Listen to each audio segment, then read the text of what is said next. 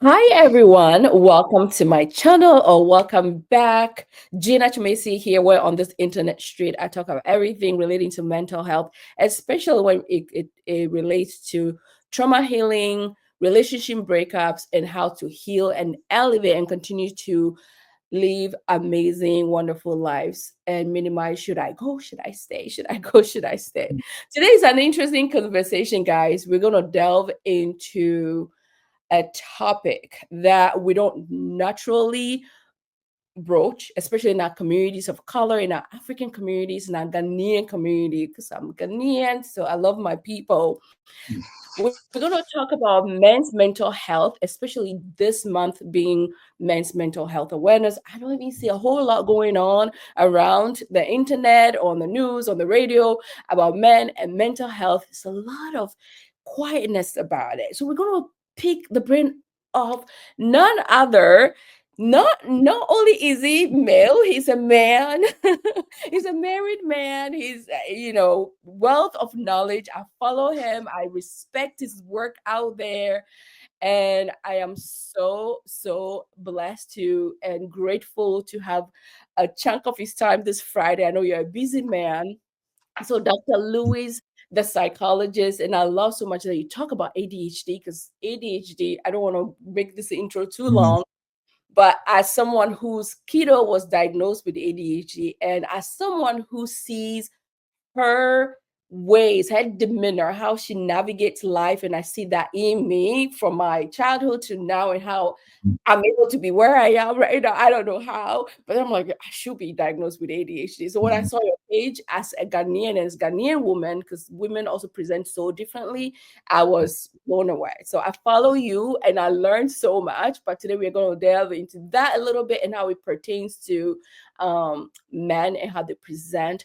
But if you can introduce yourself and tell us how, Sure. what led to you be in this space of this work that you're currently doing, Mm. really appreciate it.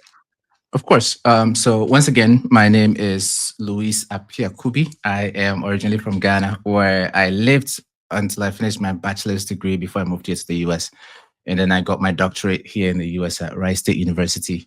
I Wow. currently work with a private practice, and my main specialty, my day job is I lead the psychological assessment team where we do autism testing, ADHD testing, learning disorder testing, neuropsychological testing, you name it, psychological testing is what we do.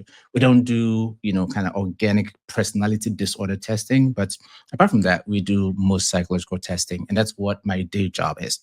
So, with that, and I mean, my training in mental health and everything, and the community that I'm from, it just anytime how it started is anytime I would meet with my friends and conversations come up, we'll talk about mental health, we'll talk about other things, and there's always something that I have for them by way of tips. And then they would go like, actually never thought about it that way. So one of Mhm. them, George, kept telling me like, Lou, you should do some of this stuff on social media. We think people would benefit from it. So I actually started on Instagram, and it was Mm. targeted more towards everybody. Mm. So it was more general, and I think it Yeah. was more around ADHD. And Wow. then I made a video in Fanti about depression. I made a couple videos in Fanti about depression and anxiety, and started posting some of them on TikTok. And then one of them took off with a Ghanaian community, Right. right? And when more of them followed and loved that I was explaining some of these things in their language and stuff like that, they effectively requested more and more of those.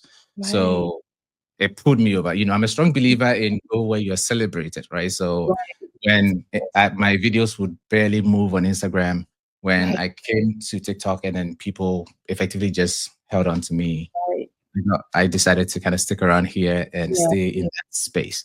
Yeah. So how I landed in this particular kind of niche of Right. creating mainly for the Ghanaian community. But Yeah. yeah. Wow. That's really amazing because we need that perspective too. And I see you speaking the Fanti language is like so relatable. And the thing is you sit back and realize, oh, that's what I was dealing with is depression. That's Yeah. what I was dealing with is anxiety. Um, and I'm sure I don't know what your like while you've seen the landscape in the numbers, women versus men, the Mhm. outreach to your channel and who you see your viewers being, do you Mhm. see some men Yeah. checking it out, or what have you, especially a Ghanaian man? My followership is actually 34% men, Mm, and roughly what 66% or so of women. So it's actually pretty impressive, you know. yeah, And the only thing though is, in spite of that number of followers, when it comes to comments and direct engagement with the content, I don't see a lot of the men, right? So yeah, almost like they're in the corners enjoying the content, taking in the right. information, but like they don't want people to see that they are. I mean, I don't know. I don't know if that's what you're Oh going for, yeah, yeah, but we're not seeing the actual engagement. But no, they're there. They're there. yeah, I do have, and then for a platform like TikTok that I reckon, I don't know this for a fact, but I think most of the high percentage of people on there are female, right? yeah, So when you have 34+% of your viewership being male, that's it's a good chunk, But the yeah, people, yeah, the number of people who actually engage or even reach out to me in my comment section with questions about their mental health often are female. Yeah. yeah. As we do the work, we're like, okay, we got to find a way to fix it or get the help we need. And as long as they are there, they are following, they are taking in the content, I'm not mad, Yeah, Like of course. if you get the information, I don't Yeah, care that you don't engage. It's more important to me that you actually get the information and maybe take some of it in. So we're good. yeah. So true. And I think also it will be it's like a great asset because you're a man too. So they can relate even more. They're like, oh, what my fellow man. But what have you seen though regarding being a man, African man, Ghanaian man, and going into psychology, going into psychiatry, so to speak, in the mental health space? Yeah. Have you received any type of what are you doing kind of question? What has Mhm. been what's the landscape of your niche being a Mhm. psychologist in the Ghanaian community, or when you visit Ghana per se? How is it like? Do you get any stigmatization of your career at all? Actually, pleasantly, no.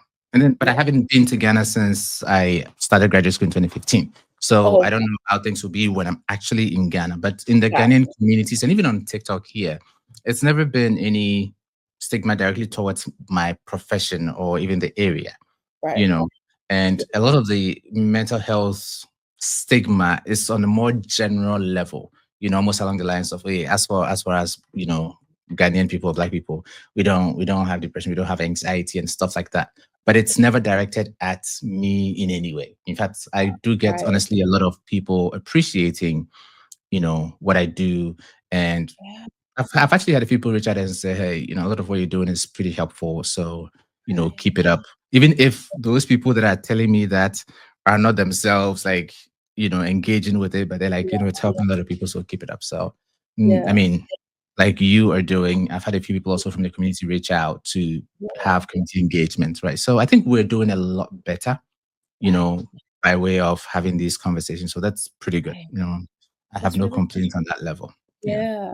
Give people access, especially our Ghanaian community, access to this knowledge base to take the shame and the guilt out of what am I experiencing? Like, okay, Mhm. if it's anxiety, how do you manage it? Right? How do you manage it? And to not feel like, oh, my kid might have something. I don't know why this is into saying, oh, that kid is a bad kid, or how they say in our Ghanaian language, it's all give them a whooping or punish them, Mhm. or they're being lazy, that kind of narrative.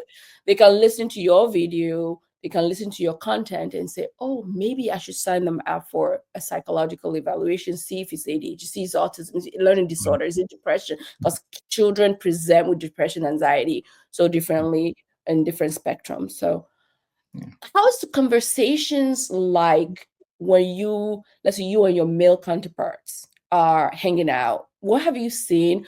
Do you feel like men, like, for example, today I went out with a few girlfriend. We were talking at an emotional level, not like, but we talk about what's going on, our Yes. feelings. Is it still the same, especially you be in the space? Do they Right. avoid talking? Do you therapize them? Do you say, hey, maybe you should consider? do they have, going or to do you the just talk sports? Do men, is that, does it make you feel like Mhm, detached or the low, we're trying to touch on the main mhm, loneliness epidemic, depression in male. How do mhm. you approach that subject? If you see your counterpart, you can notice maybe they might be struggling with depression. Maybe something Yeah. is going on in their relationship or their stay here, especially if you're in the diaspora. Mhm. How do you broach that subject, especially when bros usually hang out? It's more like, oh, maybe you're just talking sports or watching sports, eating some snacks or Mm. drinking beer, if that's the thing. Yeah. Tell us a little bit about how that is right now. I have to say, and the more and more I talk to people, the more I realize that my circle isn't typical, right? Oh. The kind of people that I surround myself with apparently don't fit what many people behave or how many people are, right? Mhm. So keep that in mind, because Yeah. so with my group of friends, we are very conversational, very open, and we don't have too many topics that are, taboo or out of bounds. It's where the Yeah. conversation takes us. Right. Right. Mm. Now, are there many times where, like we all make jokes, sometimes take jabs at each other? Yes. But then we also know and care about each other so much that if we need to put a pause and check in, we do. Right. Right. So if there's somebody who is struggling with something, you Right. know, like we see it almost like we know each other quite well. That's when it's like, okay, no, you're right. You seem much quieter, or like you haven't reached out in a minute. Like, are you okay? you know Yeah. if there's somebody who is typically much louder and boisterous, and today we Right. meet and they're just cooing in their corner and barely joining the conversation, like, yo, you're right, and then we don't just leave it at when they say I'm fine. We don't just leave it at that. It's like, yeah, it's like, but you're awfully quiet today. What's going on? you know Mm. and I mean, sometimes we can even break it down, like, how's work, how's life, how's the family. We visit each other often too, so we know if one person's kids are struggling, for example, we know they're struggling, and then we offer help to each other, right? So because of the circle that we have, Right. like, we stay in some of these conversations. Yeah. Now, we Right. don't explicitly go, are you dealing with depression? Right? Because honestly, I don't even do that with my therapy clients. I Right. don't put labels or diagnosis to them necessarily, as much as, how are you doing? And they'll use language like, man, I'm struggling, I can't sleep, like, my motivation is low, it's difficult to get up in the morning, these days little things piss me off. Or when it comes to anxiety, like, I've been worrying so much, like, I feel, like, I'm tense, I feel always tired and exhausted, right? So it's more, the language is more along those lines than I'm depressed or I'm anxious. You know. Right. So I think that's where, I guess, the trick is in catching when your friend need help. They won't call it depression. They would Right. say, like, I've been awfully tired, even though I've been sleeping. Like, I get enough hours of sleep, but I'm still super tired. Stuff Right. like that. Yeah, yeah, on edge, restless kind of thing. Yeah. Mm. But Yeah. how many men though have you seen have community? I believe that a lot of men need, really need community, but then safe, reliable community like the one you have. How is that look like when men truly don't have that kind of support like you have? Yeah. What do you see? Because then it's like avoidance. It's almost like they will resort to other things like numbing, substance use, or Of course. default a lot to anger. Because Mhm. depression is, a lot of men will show up as aggressiveness, anger, Um, video gaming, gambling, smoking, drinking, different things like that, getting in trouble. Even younger adults like teens, I see teens sometimes trouble. I used to work for a clinic.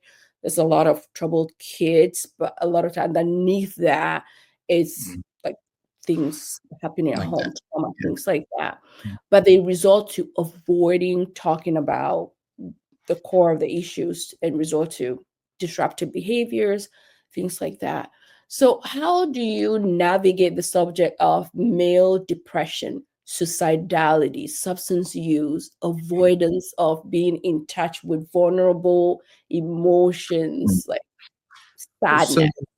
yeah, yeah, yeah. So I think for many of us, it's not conversations or language that we even have. You know, Yeah. many of us have been raised to kind of keep it together, and Conditioning. even though men tend to have especially the younger people. I remember when I was in college, there were so many acquaintances or friends, as we call them then, that I had. Like we'd go watch games together. At the time, I was so much into football. Manchester United. We'd go watch games. We'll argue all day. So there were always people around me, right? Right. But the conversation often stayed surface level. Surface. Right. So there are a lot of people around me, but the conversations are often surface level. There are times when you go and you watch like 2 weeks straight of a game and there's somebody you don't see and you can't even go look for them because you don't even know their dormitory, or you don't know their hostel. All you know is their nickname and the fact that you see them here, they support this team. Like we don't, typically we don't go beyond those levels in friendship. So sometimes that can mean there's a lot of closeness, but really we don't know each other, you know. Right.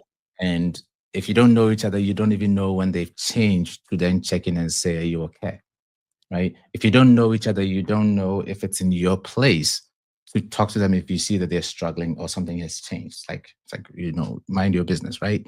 You Right. know, and when you've been raised to hold everything in yourself, you don't even know how to have that conversation with somebody else if you feel that they're struggling. Because what are you supposed to say? Right. Are you supposed to suggest that they're having a difficult time? Like, are you the one going to solve my problem for me? I'm my own man. Who are you? How are you coming to solve my problem for me? You understand? So it's just it's an area that for many men, especially the younger people coming up, we just don't have the language. We don't have the knowledge. It doesn't even cross our Mhm. mind, to Wow. even look out for. But when you have sometimes it can be the one person. Like I got into the field and I think in my kind of this that's more influence around the people around me. And Right. I'm hoping that they will also then, because every now and then I would have some random person reach out to me and say, this friend gave me, your contact and I'm reaching out because I'm struggling with A, B, or C. Right. So similar to what I'm doing on social media. Hopefully this just the basic conversations would have Right. a lot more people actually thinking about it. Right. So Yeah. if they see those changes in themselves, if they realize that I used to be very bubbly, active, doing things, but these days I don't do anything. I don't want to talk to anybody. I don't engage in anything. I just go to work and come home and Right. play a game until I have to do it all over again. And I'm often annoyed, but that's not like me. When Right. we start having this conversation, then they go, huh, what do I do about this? Right. Very recently, I posted a video on, the diagnostic criteria for narcissistic personality disorder. And Mm.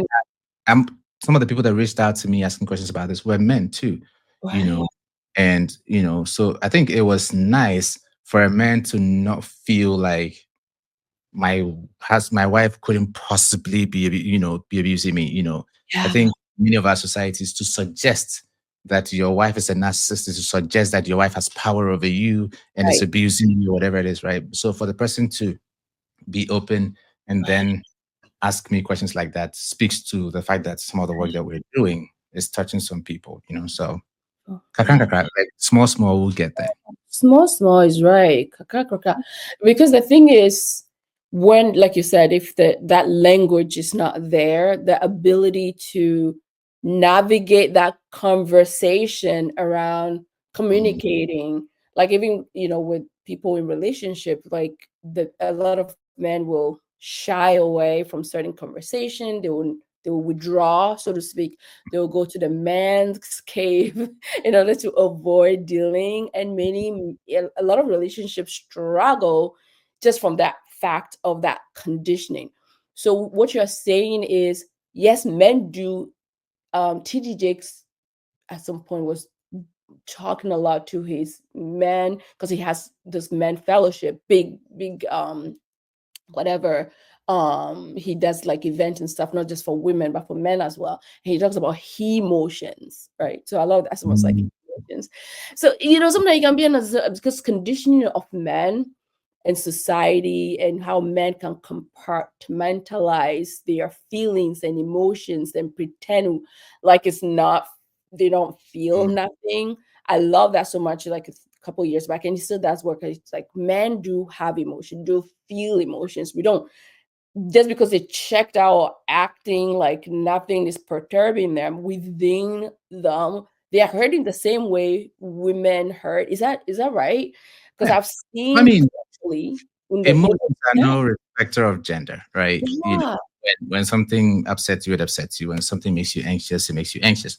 I think what many of us have been socialized to do is to just push it aside, right? As men, you've been raised to just fix it, almost as though, like, so something is coming up, it makes you anxious. Gina, you're talking to your girlfriends and you said, no, I have this interview coming up and I'm anxious. yeah, For a group of men, it's like, whoa, what do you mean you're anxious? Like, go to the gym, exercise, and do some mock interviews. Like, it's more practical. Like, figure right, it out. Like, or they'll give you, some positivity. Like, oh, you got this. Come on now, you're good at your job. You have all of this going. You're gonna be all right. So the conversation quickly shifts to how to fix it. yeah, Right. So even the best of men don't last too long in the emotional state with respect right, to things like anxiety or sadness or stuff like that. We move quickly to trying to do something about it, right? And in the times when, because not it's not everything that you can actually do something about it in the moment.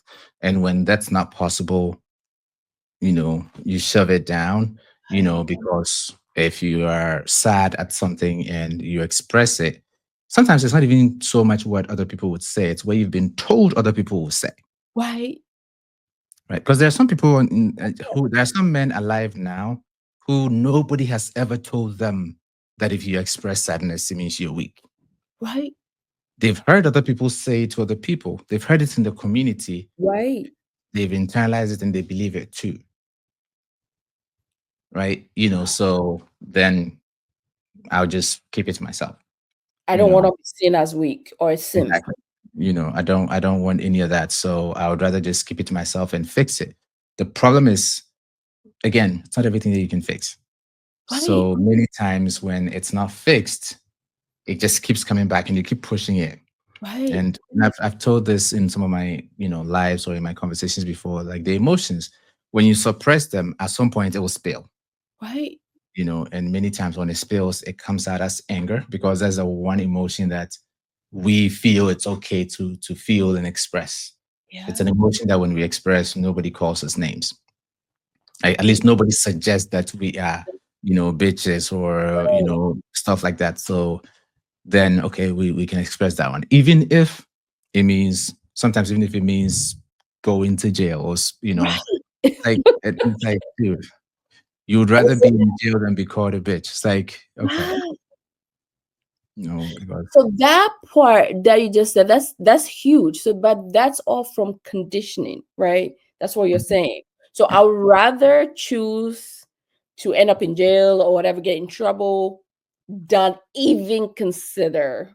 So is this from wiring? Is it biology? Is it from brain chemistry? Besides just conditioning from society, or you think it's just kind of that? Well, I mean, Alice probably knows a lot more about this. When it comes to, let's think about trauma and the fact that trauma sometimes can, like literally rewire a person's brain, right? Right. So while it's primarily socialization, after years and years and years of the same thing, Yeah. there's a, there's a, Shift. retrain our Yeah. brains, who knows? I don't know that for sure, but it would make sense. It's It would yeah. make sense that after years and years and years of hearing the same thing, it then feels almost biological. So that if you're trying to do things differently, it's going to be a lot more work. Right. But it does for sure start significantly with socialization. Like there's a reason why men of certain cultures don't act the same way. Like it's because it's very, very sociology. Like it's society and how our societies raise us is how we turn out the way we do. So Right. one of the reasons why I may not act like many Ghanaian men is I was raised primarily by women, Right.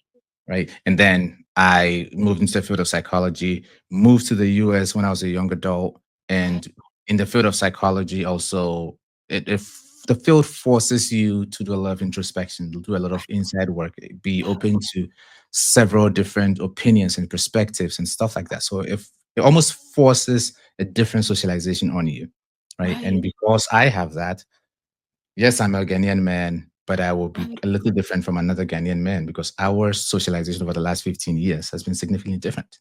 Oh my You know, God. so yeah, so there's it's primarily sociology, but at some point you have to wonder, has it been going on long enough for our Right. brains to literally be, rewired? Right. That is so interesting when you talk about like being the field.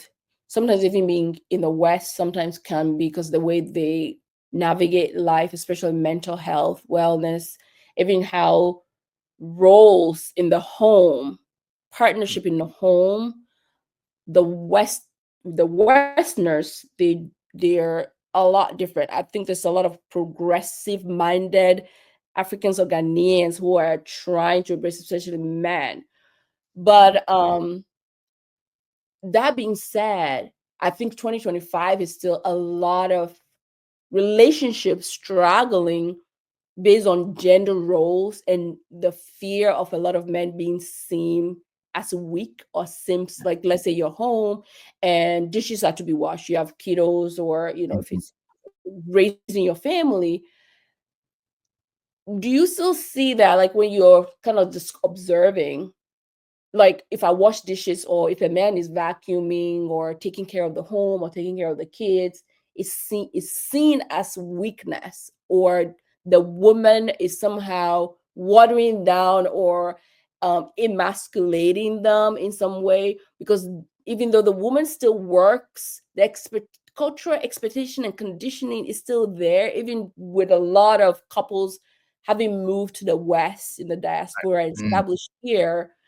I'm just saying that to say, what have you seen the landscape of men in relationships and marriages when it comes to how much the world has progressed, and still a lot of our men, especially African men, still having that same stoic mindset of fear of being viewed as weak if they do help at home beyond financial support, Mm. so to speak.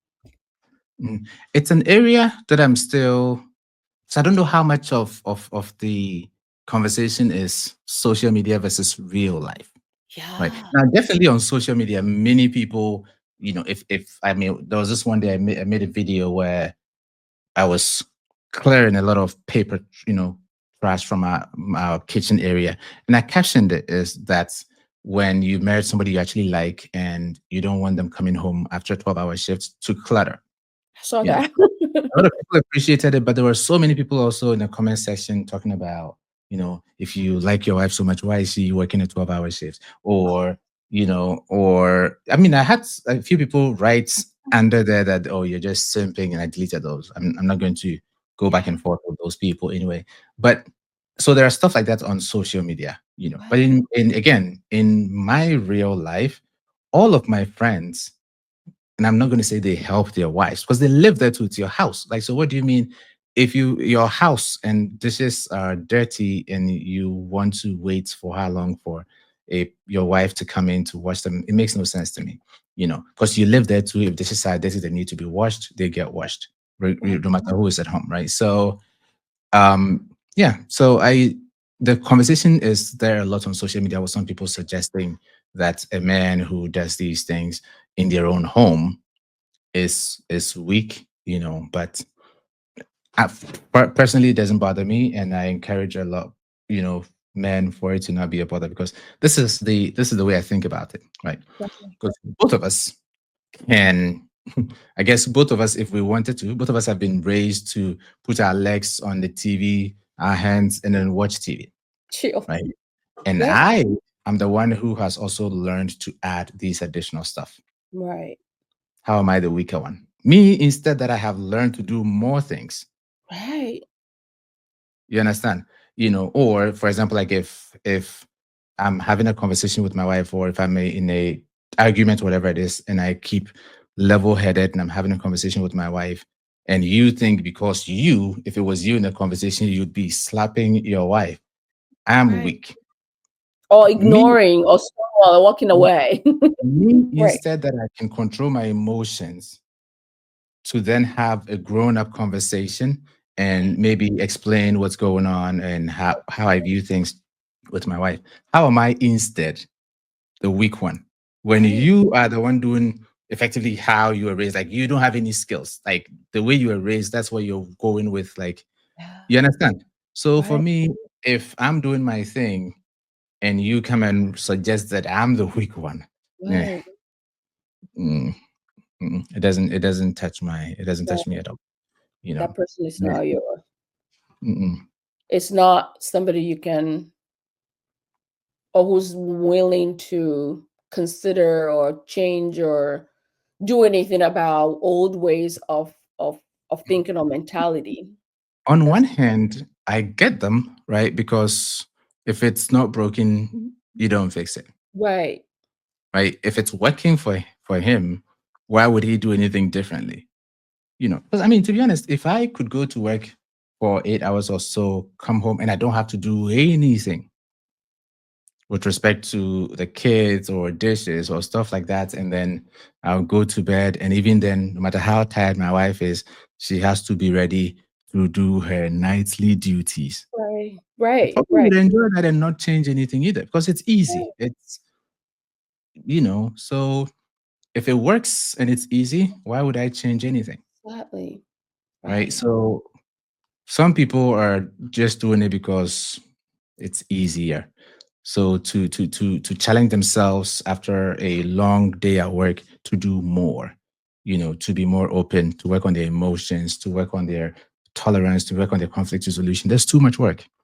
Yeah. And if I don't want to do all of that work, I don't also want to be shamed for not doing it. So instead, I will shame you and call you simp for going above and beyond to be human. Wow. I know. I've seen it time and Yeah. time and again. Or it doesn't, for me, it's like, I don't care. It doesn't make any sense, but this is how a lot of the men, they shy away from those type of roles, especially if you were doing it while you were on your own before being that partnership or long-term relationship or marriage. Marriage should not be the grounds for where you default all the duties in the home to a person. Then you're marrying to have all those duties or having a maid kind of thing. And then Right. you're like, okay, enjoy it. What is the percentage of Ghanaians, so to speak? Because we're both from Ghana. I mean, this will pertain to all Africans Mhm. and other cultures, Asian cultures. Um, Caribbeans, because we kind of tend to navigate life similarly culturally in some ways, are narcissists. I throw that in because my channel is on about healing from toxic, narcissistic, abusive, Mhm. high conflict, domestic violence type relationship that can get you, you know, women, children stuck with some of these men who are very, very highly difficult to navigate relationships with. Do you Mhm. think majority of men in Ghanaian men, Nigerian men, African men are narcissistic? What have you seen? No, I don't think majority of men or in those spaces are narcissistic. And two Okay, things. tell us more. So the research consistently, overwhelmingly support the idea that mental health, the numbers aren't significantly different by culture. As in, like, it's not Mm, so much that more Ghanaians or more Africans have depression than than white people or vice versa, right? mm. It almost always comes down to how we present. Ah, So it's the way we present that is often different, but the number of people that tend to struggle with these things isn't significantly more among Ghanaians or among black people than white people or among Africans, than stuff like that. So considering that when it comes to narcissistic personality disorder, the number of people who have it, period, based on the DSM, yeah. I don't think it's even up to 3%. Very I don't know. minuscule. I Yeah. don't know the number of 23. so Mhm. small, right? So Right. most Ghanaian men can't possibly be narcissistic, right? So that's the point number one. Point number two, Mm. many of these mental health concerns, we try to, if you're going to say somebody has a personality disorder, you need to be able to tease it apart from their culture and what's culturally accepted, Right. That's so right? good. That is good. Even when you think about things like, even when we're assessing schizophrenia, or psychosis and stuff like that, and somebody is speaking about talking to God and stuff like that, you want to check if it's culturally common, Yeah. right? So if it's something that's very culturally common and stuff like that, we are very careful to not diagnose somebody with a psychotic disorder because of that. So by that kind of mindset, if yes, maybe many Ghanaian men act a certain way, but that's how they were raised. Right. So it's not a personality disorder. They are not narcissists. They That were is just so raised good. badly. Badly. So they were raised badly, yes, Let's but talk about it. they don't have a Yes. personality disorder because of it, right? I mean, yeah.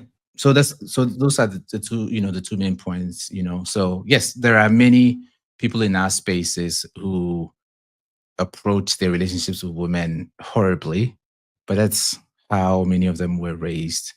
And but I don't think they're narcissists. As in, I wouldn't, if they came to my office, I wouldn't diagnose them with narcissistic personality disorder because of those Right. things. I would call them out on their BS. I would call them Right. out on a lot of the nonsense that they do, but I wouldn't say they have those personality disorders. Right. Representation of the show Mhm, and then culture perspective is very key. That is so mhm, good when you put it in that way. Because sometimes you don't really think of it that way, but it's so true. Conditioning, what they've seen work for mhm. their uncles, their fathers, even if their fathers were not there, they tend to navigate towards what the uncles are doing, the grandparents are doing, their bros are doing. So they run according to that type of mindset. And Do many you many think? men, I Yeah. saw many men growing up that as young as class 4, if you go to class and a girl beats you in grades, the teacher will tell you, "What's not how my girl beat you?" Like you've sat I down for a know. girl to get higher grades than you, right? So by the What is time it you're an with adult, you? they've heard their whole lives that a girl should not be Yeah, better than them. So they do. when they see a woman, they automatically assume they're better than you because that's what they've been raised to think their whole life, right? So it's not a personality disorder; it's just a presentation of how they were raised. Yeah. Granted, they should know better Hmm. as adults. That is They should have common sense. yeah. I get that, right? But it's not. They don't have a personality disorder. They are not narcissists. Before I delve into the question of changing how is there potential for categories of men in this criteria that we are talking about to change? What leads to that kind of change? I wanted to ask you quick also on the topic of undiagnosed ADHD, how it presents Mm, in men, and maybe even Asperger's being on the lower spectrum, mm.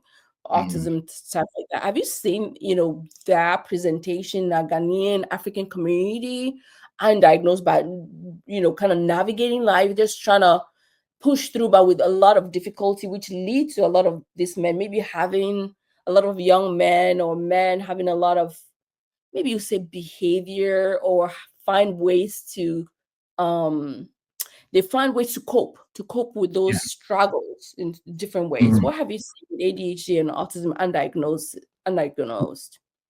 So let's do ADHD first. So Mm, currently, I mean, with this one, we can probably make it more broad because we don't have a lot of data about Ghanaians or African communities specifically.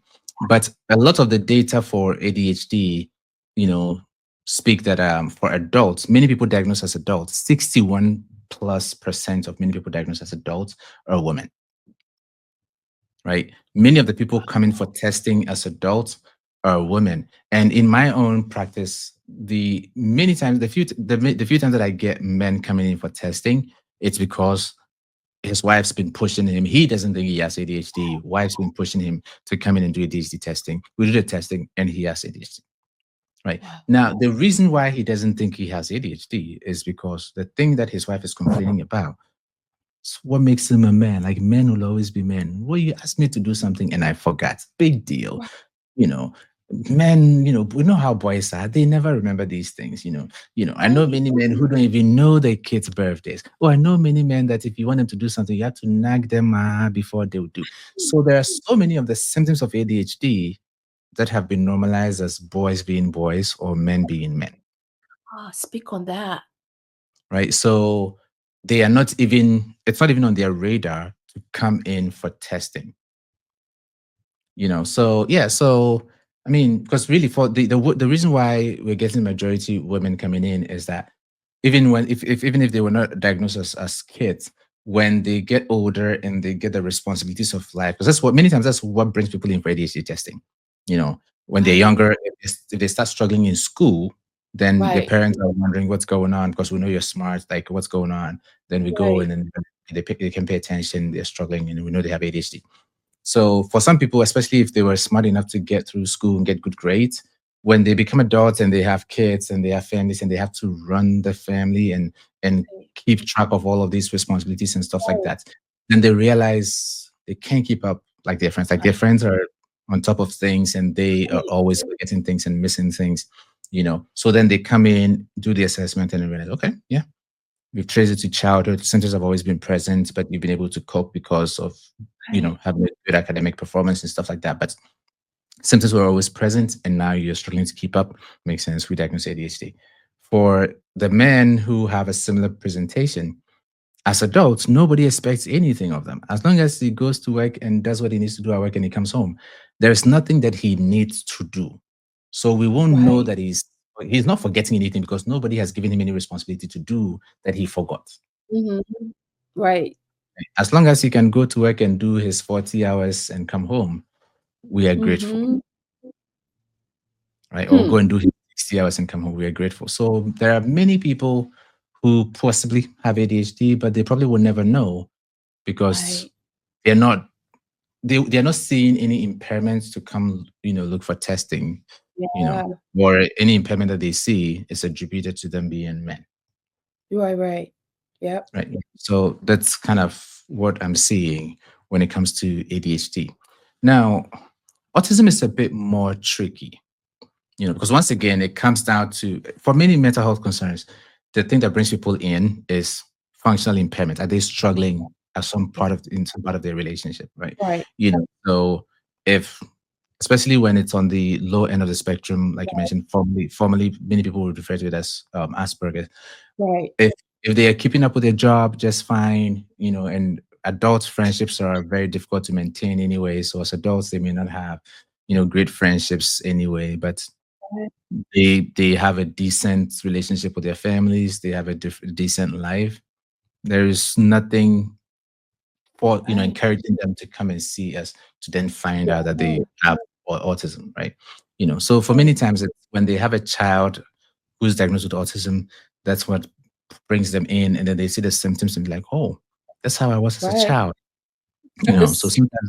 sometimes Yeah. that's how they get, they realize that they may be on the spectrum as well. But for many adults, they're like, well, at this point, I'm already 40. It won't make any difference in my life. So then they don't test Cool. anyway. Yeah.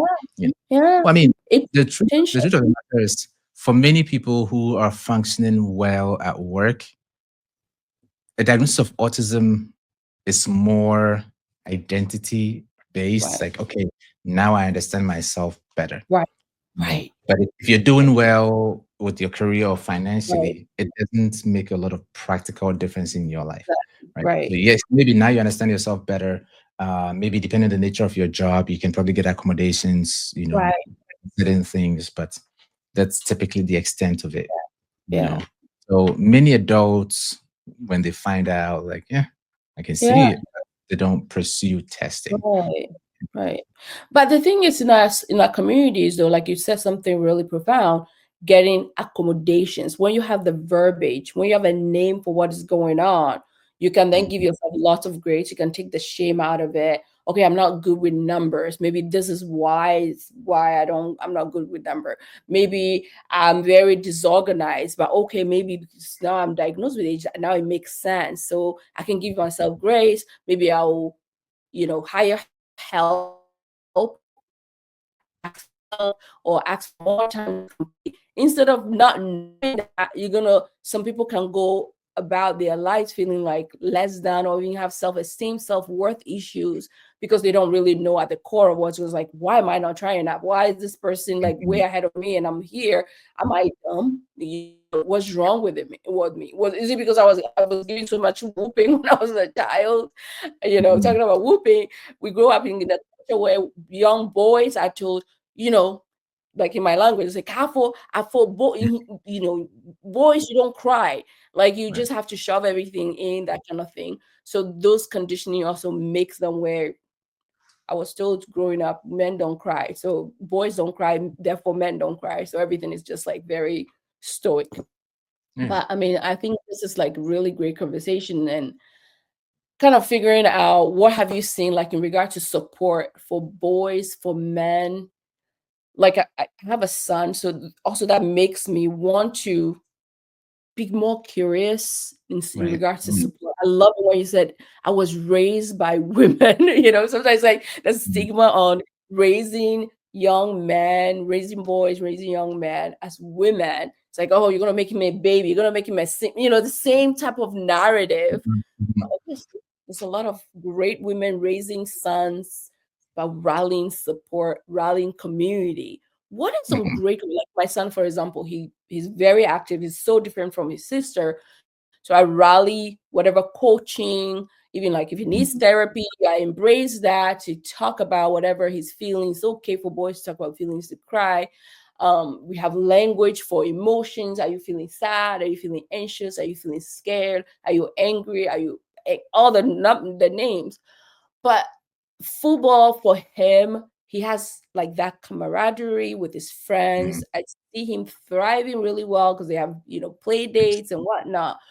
Do you think those are great? What are other opportunities for young men, especially Ghanaian African men, Mhm. so can kind of start to change the landscape slowly, hopefully, in how we're raising and the conditioning that's in our society? That some of this conversation we might think doesn't impact, but I think in the long run, over the Yeah. years, it could potentially Yeah. change the landscape. Yeah. I think we're for the most part doing it. Like Mm, these conversations are great. I mean, between you, myself, Alice. ah, I mean, there's so many creators on TikTok Dr. who are Z, I'm so having these like, conversations on mental health and yeah, socializing each other differently. So I think we're already doing it. Um, yeah. and to be honest, a lot of the things that men already do, there are so many things that we already do that are good for our mental health, but we're not intentional about it. Ah, tell Because I us, remember tell us, when I tell us. moved here, um, the family that I settled with, Mike would almost every weekend go every morning, every Saturday morning, he would wake up early. He and his friends would go and play soccer.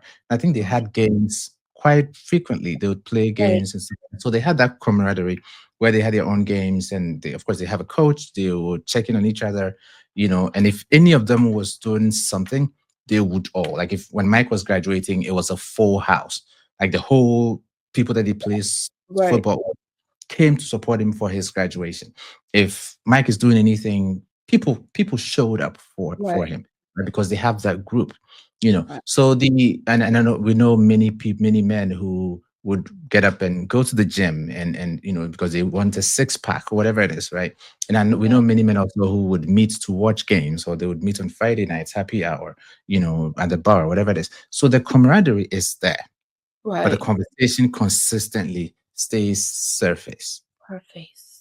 Oh, right? And if that's other people are struggling, we don't have the language to maybe help them out and stuff like that. So almost like we have the basis there.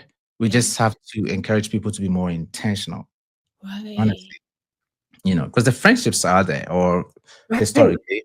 I mean, at least when I was coming up, the friendships were there, and I have my Yes, friendships with the boys, but it's using it intentionally. That's where we're often, missing out. So I mean, with right. with Well, your son, as your son grows up, the things that are already, I feel like, in the communities, like his football coaches, whatever it is, any communities or any right, extracurricular activities that he's involved in, encouraging him to use those spaces, because we all need kind of different right, spaces or different people for different things, of course. you know Yeah. So, I mean, would it be great if people kind of created specialized kind of support groups or specialized spaces for young boys growing up and young men? Sure. But I think it would Yeah. be even easier to just use the already existing setups to Yeah. encourage more people, when it comes to mental Yeah. health. And for sure, we all have to do better with the language of, oh, yeah, man, don't cry, or your boy, don't cry, or yeah, why are you complaining so much at that as a boy? I am It's so totally great. okay I'm totally okay with you suggesting to somebody that he's talking too much. You don't have to Yeah. add as a boy. Yeah. Right. Oh my God. Because Good point. my hope is that if somebody's talking too much, it shouldn't matter whether they're a boy or a girl. Like, dude, you're talking too much. You're disturbing me. Like if somebody Exactly. yapping too much and they're disturbing you, you set your boundaries. You let them know, yo, all right, cut it. It Got should it. not have anything to do with them Right. being there. So some people say things like they'll say, "Oh, yeah, okay, Saturday," and I say, "Mad, yes, Yeah. dude, Oh, like you women. talk. Yes. Why is that's necessary? It's not necessary. Right. Like it's not necessary to be like women are like this. We attach gender to way too many things as a society, God. and many of them don't need a gender attachment to it. Honestly, I do believe that a lot of the things that, and I mean, you would see it when you are relating to people, a lot of the things that people attach to gender are just human behavior, and the Yeah. main defense is power. Power and privilege and Power and oppression. privilege, control. Now, Yes. granted, in this society, men primarily have power. But there's a reason why when a woman has a high powered job, we say she's masculine. No, Yes. she just has power, Oh, right? So many of the things that we say, oh, men are like this. No, humans are like this human. when they have power. You Yes. know, Oh, good point. humans are like this when they feel like they will get away with where they Yes. go, what they're doing, So like we put gender on way too many things. Sometimes even the way we raise our kids, we raise our girls to be wise, we raise our sons. Actually, we don't raise our sons. We raise our sons not to be girls. You know, Right. it's like, Such a great point. why don't you just raise like, and I've said this a few times, people don't Yeah. hear me. It's like if we raised our kids, right? Forget who's a boy, who's a girl. Raise Yeah. them to be self-sufficient, raise them to be kind, raise them to be empathetic, raise them to know how to take care of themselves, to defend other people when they need, raise them to be principled, raise them with your values. And it won't matter who is a boy or a girl, raise them to be adaptable. When they're old enough or as they get older, they can fit in wherever they need to be. Yes. Right. Yes. People assume that, so what if you teach your son how to cook, all of a sudden he's going to be a girl? It's like, Right. right. Or if you teach your daughter to be self-sufficient, she can find a man. Like it's a weird thing that we do as a society. Like we really, I And we don't think. condition on that. Yeah. Sorry about that. I get too carried. That was too good. Like what?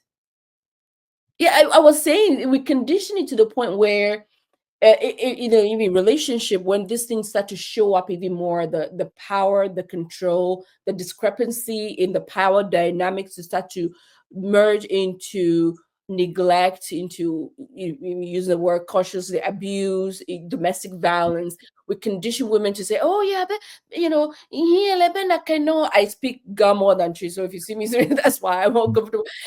We are more, like, okay, tolerated, like that's what, as a man. All men are like that. Oh man, like that, just take it like that. Oh yeah, he beat you small, even like to the extreme of beatings. Not to mention like the neglect, emotional abuse, using even sometimes spiritual abuse, church abuse, especially if those people are hyper religious in the church community. If those people are like a lot of powerful leaders in the church can really use this power differential, the dynamic, to really kind of suppress women and children for the sake of conditioning and culture. And those are some of those things. I do some of this work, and I'm sure that's why you do some of this work. So I hope we can put together some workshop in like high schools in Ghana, colleges in Ghana, do some of this narratives really impacting from the the grassroots, as they call it. Are you thinking of anything like that in the future to connect on the grounds in Ghana Mhm. in any level? In the future, yes. For now, of course, I'm Yeah, trying to build the of numbers in the course. community Yeah, virtually, right? And I mean, even if yeah. I would do, even when the opportunities come to do things with Ghana, of course, it'll be virtual, right? So Okay, I of am, course. even right now, I'm very open to if any radio station, TV station is doing something and Yeah, wants a virtual perspective to it, just totally sure. fine with me.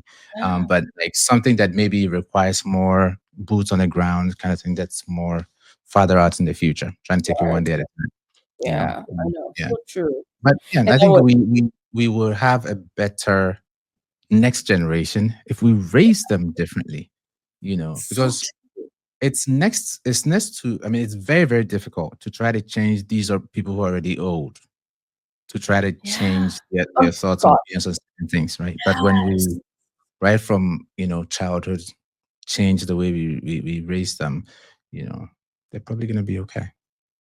Yeah, you're a woman, you don't respect. Obuni, Obu has, all this narrative. It's so archaic, and the hope is raising new generations who are more fluid in how they think about partnership, relationship, marriages, especially in the Ghanaian community. Men who are emotionally resilient, who are emotionally intelligent, who are able to communicate, who are able to show up and be present with their Mhm. partners, with their wives, with their children, and teach them so the next generation is better. And I love that so much how we put it. Like you can take change.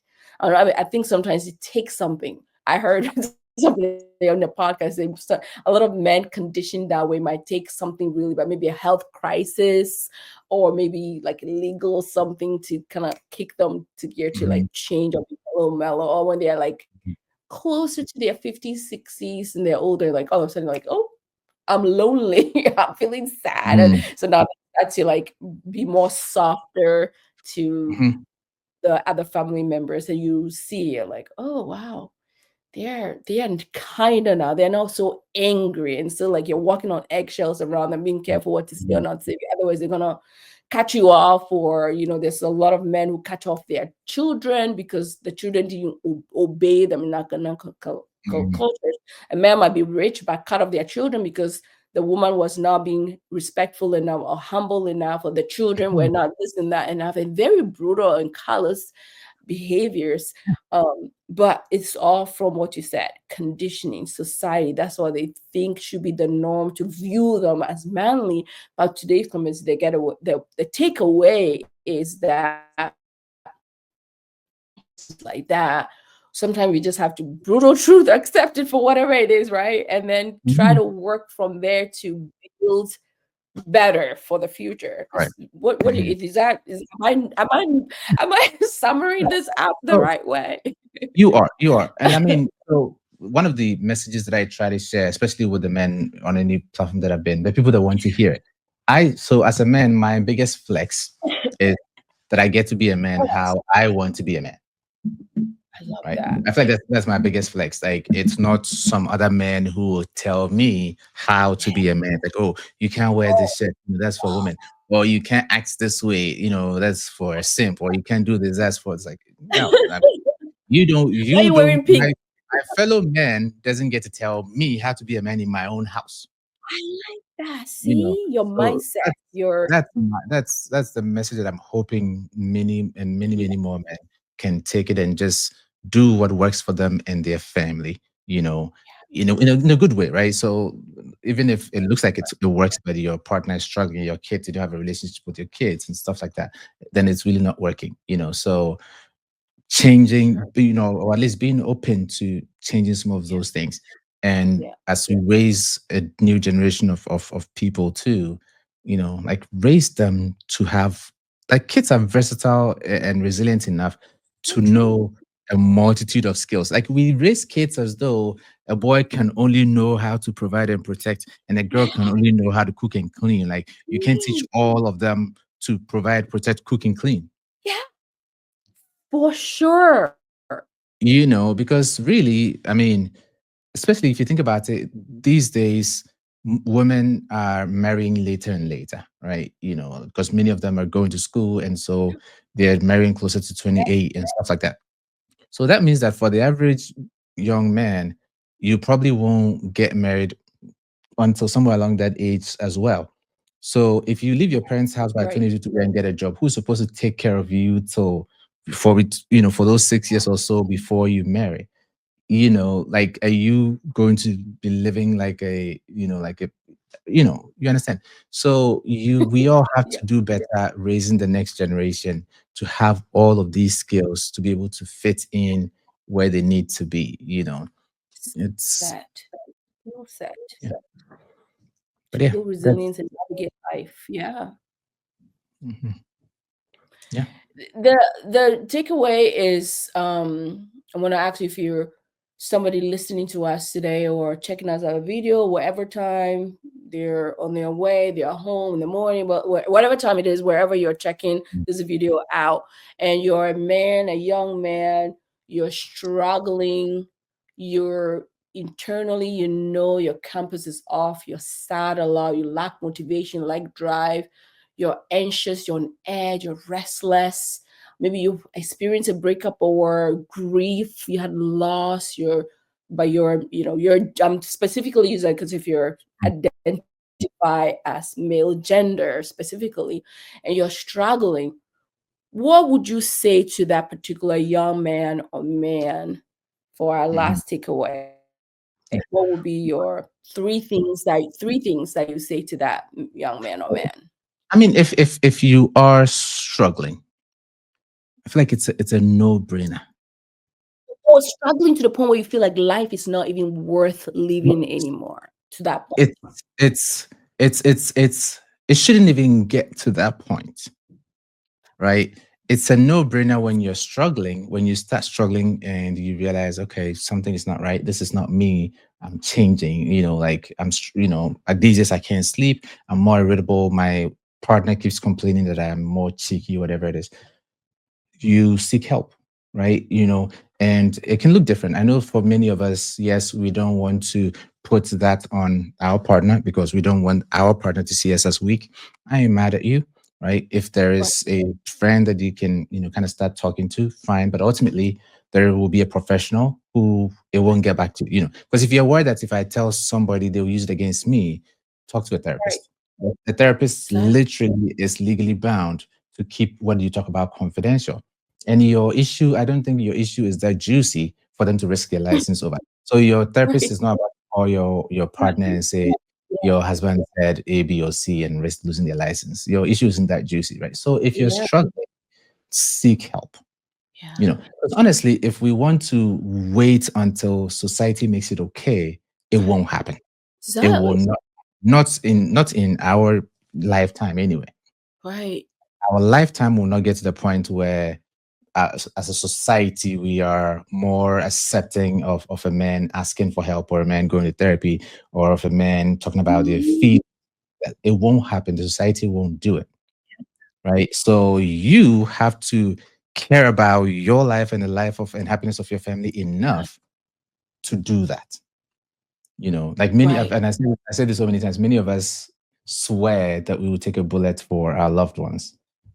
We don't live in a Ah, war zone. We don't need you to take a literal bullet for your right. loved one's sake. Go to therapy if you need to, if needed. For your loved one's sake, take care of your mental health. For your loved one's sake, go and do physical health checkups so you don't die out of nowhere. We are sitting with diseases, but for some reason, even going to a medical doctor is an issue. You know, This so is these are all things that we personally, whenever I talk about men's mental health, I yeah. put it I put it at the feet of us as men. Like you as the individual man, you have to hold yourself accountable to do what So you true. need to do to take care of yourself. Yes. Men as a collective, we have to do better by each other and be kind to each other and pay attention to ourselves so that when somebody's struggling, we can support them. Before, maybe we can look at the broader society and how we raise each other and how we Ah, talk to each other. Like all of the, oh, you're a man, don't cry, or don't be a bitch, and all that. We have to yeah. also Yeah. significantly reduce that and just let each other be. Right. So if you're Yeah. struggling, please, please, please seek help so that you can have a long, happy life for Yes. yourself and your family. Yeah, that's And yeah. what I have for Yeah. people. I like that so much. You're not dropping off with some high blood pressure, the silent killer of man Mhm, working in the ER and ICU. I saw that so many times. Where a lot of men struggle, they embody so much stress, and eventually blood pressure is the thing that start to try to take them out. But this has been such an instrumental conversation. I hope that sometime in the future we can have some more conversation around men's mental health. For me, it's one of my mhm, passion as well.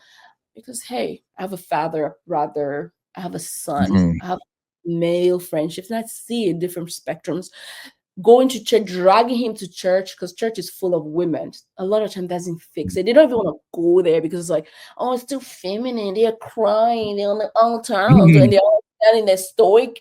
Church is not the one that's gonna fix dragging him to church for the Holy mhm, Spirit to take him over. It's not the one that's gonna fix it. But like you said, seek help. Nowadays, there's so much help online. Can they mhm, contact you? If a man, let's say in my network, is looking for help, do mhm. you see clients at So all? that's the Or thing. I don't do individual therapy, and especially because a lot of my community anyway isn't based in the US oh, anyway. So, right. So I it's don't do a lot of individual therapy. But I've been trying to more and more do like lives and stuff like that. And hopefully sometime soon I have a few things in the works in my mind, but they haven't come to fruition yet. But if anybody reaches out to me, oftentimes what I do is I help connect them, So there's oh, somebody might be in Ghana and they don't know how to find a therapist, or somebody might even yeah, be here in the US and they don't know the first place to go if they need to right, connect with a therapist, right? Now, of right. course, in those situations, if you reach out, I can probably help with that. But it typically takes a while for me to get to you. Yeah, But you know, yeah. that that's what it is. But I think one place that most people have access to and can start with is with your primary care physician, So true. right? Like go to your primary care doctor. You do your if when you do your yearly checkups or whatever it is, let them know like, hey, I'm struggling with A, B, or C. Can you refer me to a therapist? They can Right. refer you many times. Your insurance that covers your primary care visits can cover, your therapy visits as Yeah.